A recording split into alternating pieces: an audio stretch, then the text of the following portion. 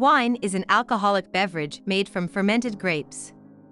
Yeast consumes the sugar in the grapes and converts it to ethanol and carbon dioxide, releasing heat in the process.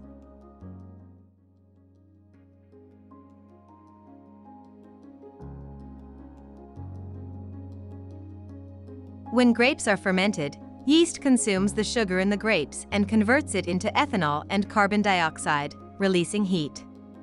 This process can be done naturally by wild fermentation, which involves the yeast already on the grapes, or it can be cultured by adding the yeast during the fermentation process.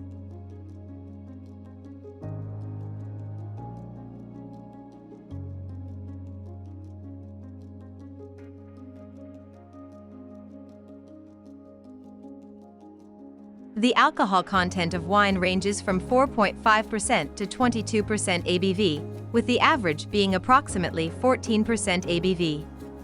The alcohol content is usually listed on the bottle or the back label. The alcohol content of a wine is generally calculated using the alcohol by volume (ABV) system, a percentage of the total weight of alcohol in the wine.